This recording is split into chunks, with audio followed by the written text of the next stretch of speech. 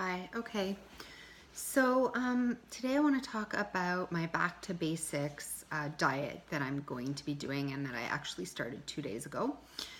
Um, because I'm in a healing crisis, I have about 10 of my old symptoms back on top of the ones that I had remaining. And I have a severe case of vertigo. It's just constant. And I've had a few other disconcerting symptoms come back. But because I'm in this crisis and I'm not sure, when you're not sure what to do, I've just taken the round of antibiotics. So I definitely know that I need to heal my gut and I need to seal the gut lining and I need to increase very slowly because I don't want a histamine reaction probiotics back into my gut. So I am going to be doing a GAPS intro diet / sort of an AIP and there's many like low sulfur. There's a few things that I want to talk about here. So this is the Lisa Back to Basics healing diet. So it really centers on GAPS.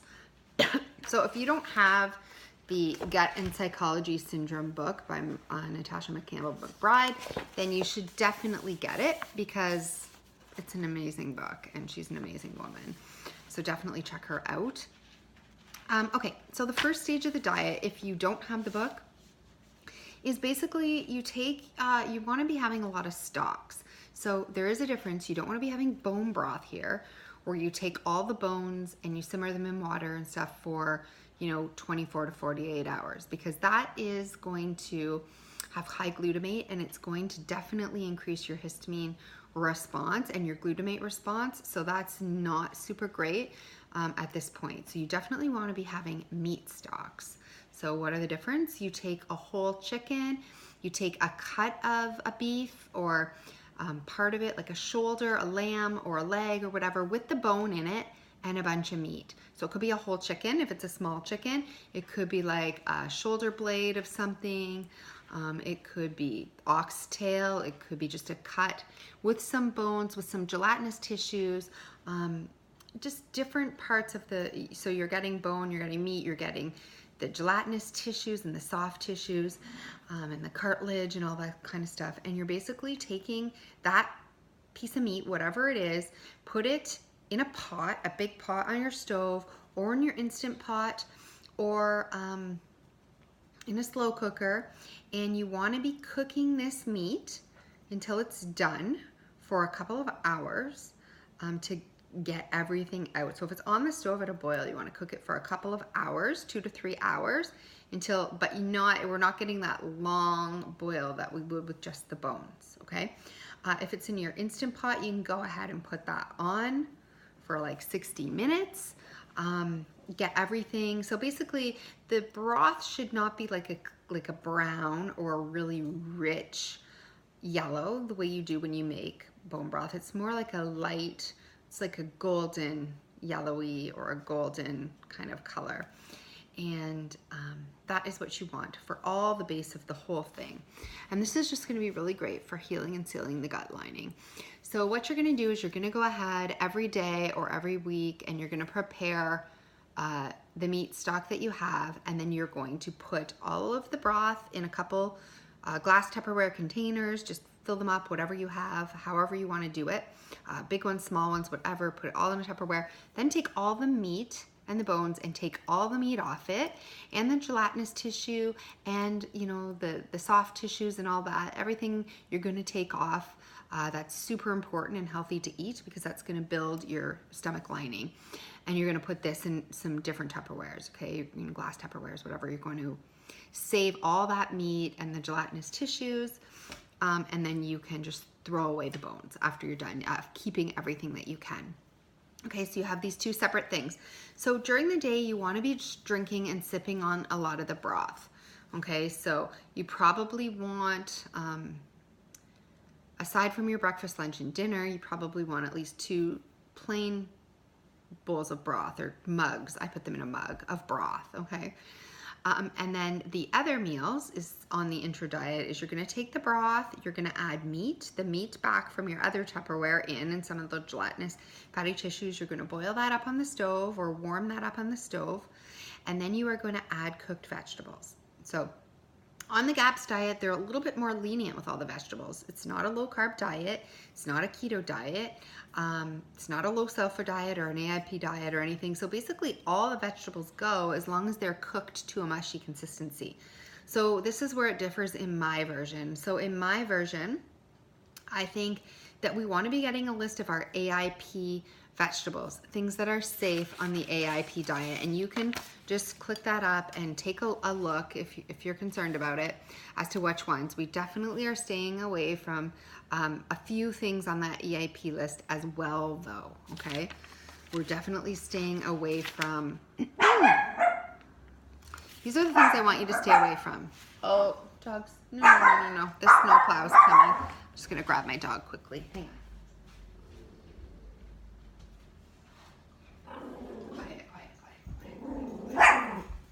This one gets the other one going. Okay. I know the snowplow.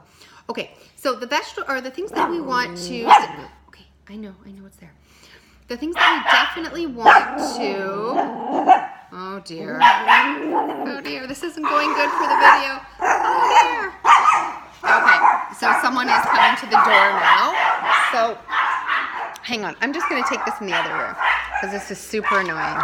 But I want to finish this video. Okay, we're just gonna let them bark. Who cares? We can't stop for the video. Okay, so what we want to do is we want to. Okay, nothing to set this on, but I'll just hold it. Okay, so we definitely want to take. Okay, these are the things that you want to take out of it. You want to make sure that you're not having nightshades. Okay, so don't cook up peppers or tomatoes or anything like that at this point and put them in the soups. You definitely don't want to be overdoing your oxalates, so that's all those greens. You do want to be allowed to have things like spinach and beets and berries at some point, but not at this point. So I would say Swiss chard is probably, and bok choy are your best greens as for greens, and lettuces. But nobody really wants lettuce soup, so chop up some bok choy. So those are the kinds of things. And we're also going to be keeping our, let me see, where did I write it? Oh, we're definitely keeping out our starchy vegetables, so we're not going to be using corn or sweet potatoes or potatoes. And at this point, I like you to keep out mushrooms just in case, but you're going to add them in fairly quickly. Unless it's, you can give mushrooms sort of a give or take, whether they bother you or not. They are a bit high histamine, but if they're good for you, then go ahead and use them. Okay, so we definitely want to keep all of that out. And yeah, what else do we have? We want to make sure, so we're just going to be chopping up vegetables. Keep our sulfur low too. So a lot of the onions and the garlic and the cruciferous vegetables like broccoli and cauliflower and all these different things are really super good for you. But the sulfur content, especially when you're sick, can give you a lot of reactions. So I'm just going to see if I can set this up on something because my hand is killing me. So I'm going to move my pillows. Okay. So there we go. That's better. Sorry, this video is chaotic. Okay. So we want to limit that. So I'm not saying don't put in broccoli and cauliflower and onions and garlic. I think that they're important, but in moderate amounts. Okay, so more things that I would go for higher amounts of. So a little bit of broccoli, a few florets of broccoli, a few florets of cauliflower, a few florets of, a little bit of chopped onion and garlic, and those kinds of things are fine. But we're gonna chop up more things like bok choy, little bit of Swiss chard. We're going to chop up carrots. At this point, even celery has to be cooked really good because it's so fibrous. And if you've had your own food sensitivities test done, of course, don't put in the vegetables that you're sensitive to. But carrots are great ones. You can put in a few, high higher sulfur vegetables, that's pretty much the only choice you have. You just don't want to every day be doing all sulfur vegetables and none of the other ones, okay? So sort of pulse them on and off. I realize that when you take everything out, there's practically nothing left. When you start taking the nightshades out and the sulfur vegetables, there's like, well, what other vegetables are there? And you're taking the starchy ones out. It's hard, right? So you can use sulfur vegetables, but keep them lower because you will have reactions in some cases. Some people don't have the sulfur gene that really, they don't react to it, but a lot of people do. So so for now, you're basically going to be doing the soups with the meat back in and the different vegetables. Squashes are good ones, even though they have lectins in them. I wouldn't worry about lectins because when you start avoiding everything at this point, you're going to be limited. You're not going to have any vegetables left, and you definitely need vegetables. So like a butternut squash would be great to cook up and then scoop out the insides and put it in. So that would be great. That's another one that's great. So anyways, so you want to be making these soups. You can make them so that the vegetables are super soft and then you're eating it kind of like a chicken noodle soup. You know, zucchini, you can spiral that up and put it in, that kind of thing. Or you can take one vegetable, like a butternut squash, put it with the meat and the gelatinous tissue and the broth, put it all together, blend it up in your Vitamix or whatever blender you have, and drink it like a pureed soup. So I think those are good to do because you can see, you know, then you're having squash soup one day, you're having carrot soup another day, you're really breaking it down, and then you can do like cauliflower, and then you can do a mushroom, and you know, so you can change these things, and you can make sure that you're not eating too many sulfur vegetables all at once and things like that. Okay, so that's my amendment to the GAPS diet, is that I wouldn't go crazy on all the vegetables. I would watch it, and I would definitely take out starchy vegetables. I would take out nightshades. I would be cautious about all the sulfur vegetables, and I would pulse them, like one every other day, or smaller amounts if you're having it every day, or do one cauliflower soup and then take a couple days break, and then do another like a broccoli soup and take a couple days break. So that's how I would go about it. So that's stage one basically on GAPS. And then once you take it off the stove and you're ready to eat it, you would be adding a tiny bit of fermented vegetables. So you use a sauerkraut, and if you don't know how to make it, you can go back and see a video on making it on this website or any other website. But if you go to the store and you buy an organic sauerkraut with just cabbage and sea salt in it, just basically plain, and it's organic and you trust the brand, go ahead and buy it, because I know it's super challenging and you don't always have to make everything homemade. Bring it home, and you're going to basically just put your spoon in and just get the juice. You're not even going to use the sauerkraut at this stage.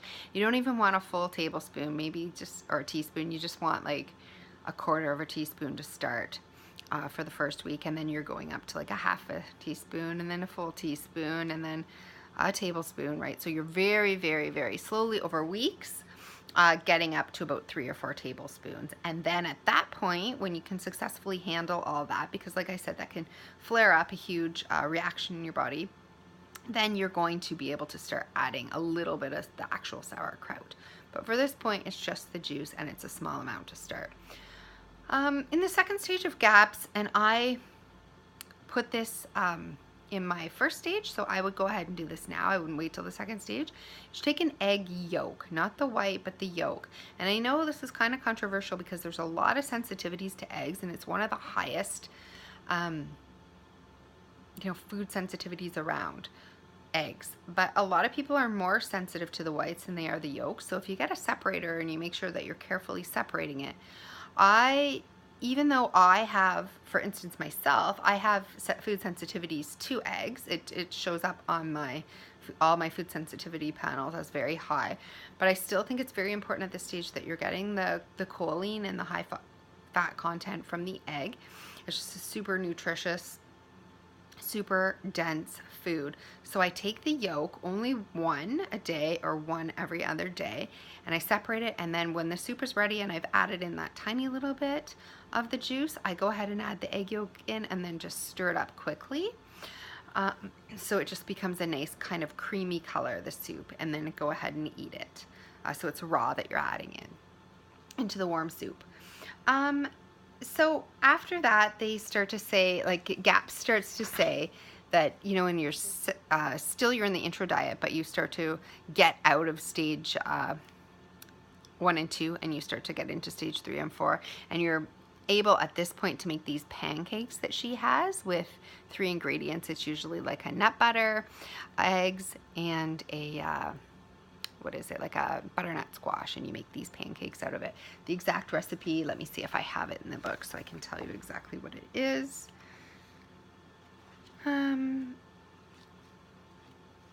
Second stage, third stage. Okay, here it is. Third stage, you make these pancakes with organic nut butter, eggs, and a piece of winter squash marrow or zucchini. So that's how you make them. But I would hold off on the nut butter. I would hold off on all the nuts. I know it's really not great, but if you're healing and sealing your gut, you definitely want to leave out nuts. So this is where AIP comes in for as long as possible. So leave them out, and if you want to try making the pancakes, you can make them with just the eggs and the squash, and they will still turn out fine. Okay, so you can, you know, blend it up, pour it in, and it'll be fine. But again, I wouldn't, this is when you can add the egg whites, and I would just be a little more leery about that. So I don't do these pancakes at all. I basically go from the soups and the vegetable soups and the broths and a little bit of the ferment and a little bit of the egg yolk. And then I go into, a couple weeks later, I will be going into, and I haven't yet, I will do this for about 2 weeks. It'll be really boring and really annoying, but you can batch these things, and it's work to get started, but it's not that much work. I will move into heavier soups, stews basically. So I'll be cooking heavier meats, less broth, and it'll be simmering in its own juices and a lot of vegetables. And I'll begin to add in spices that I know that I trust from the AIP list. So again, we're leaving out the nightshade spices, and you can look up a list of AIP spices that are appropriate, and I would go ahead and cook with herbs and the appropriate spices. And making all kinds of soups and stews and AIP curries and blended immersion still soups as well, and just adding that. And I would just leave out the nuts for as long as you can until you sort of feel like you've come down to a baseline. I would also increase the probiotics and start to add a little bit of kraut at that stage, but not much. You just really want to limit your reaction, but you do want to start increasing day by day.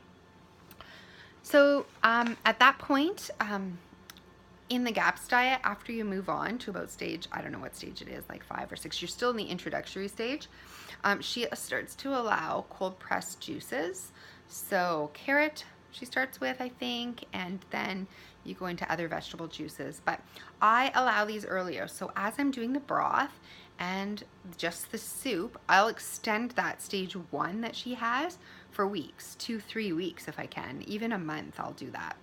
And I'm going to add juices though at this stage. So as long as it's from vegetables that are on the AIP list, we're not doing too high sulfur, we're keeping it low.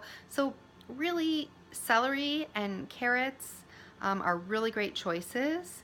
You can do a whole bunch of herbs. So parsley, I would definitely juice tons of parsley. I would allow juicing a bunch of ginger and green apples for flavor, and a whole bunch of lettuces and green lettuces, anything like that, or a little bit of Swiss chard.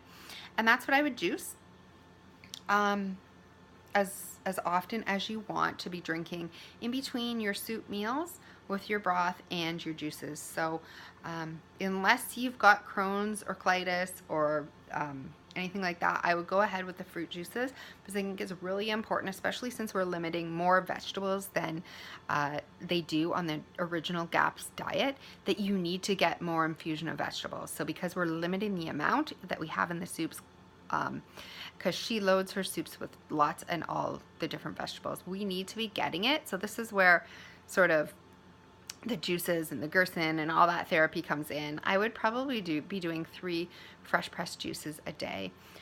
Don't overdo it. Start with small glasses, because don't do too many sulfur greens, because we don't want a detox reaction. So I'd stay away from cilantro, and I would stay away from tons of like spinach and kale and all those heavy ones, and I would stick with carrot, celery, cucumber, and herbs. Just parsley probably, and ginger, and green apple. I would do green apple too because I think it's really great. And the other thing, if you feel like you definitely need a sweet treat, and you don't know what you're doing without a sweet treat, then I would definitely go ahead and peel and core some apples and cook them, and sort of make like a cooked baked apple where it's very soft. But don't eat the apples at this point, it's just too fibrous, so either juice them or cook them. And that is pretty much it for the sweets. The other sweet that you can do, because this is definitely not a low carb diet.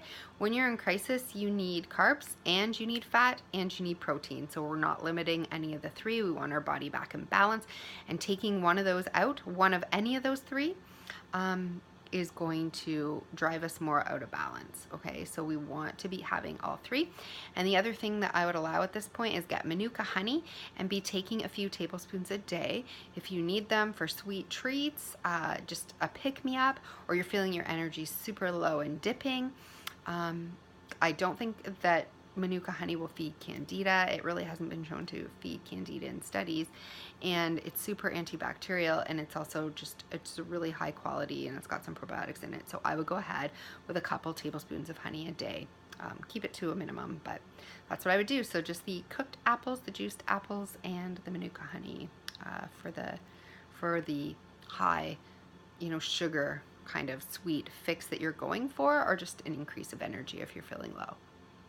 So this is going to be my healing diet. I'll probably stay on this version of it for about a month before I start to add in the nuts and all the other healthy vegetables and sort of increase it. And hopefully this will be enough to heal my gut after the antibiotic use, and also get under control a lot of the symptoms that I have. So carnivore diet, going just meat and broth, would certainly help that faster, but it would put a strain on my body to not have any carbs and to not have any glucose or energy at this point. It needs it for healing. So this is the diet that I recommend for a reset after antibiotics, a flare, or just when you're in crisis and you need to restart something new. So I hope this has helped you, and this is what I'll be doing.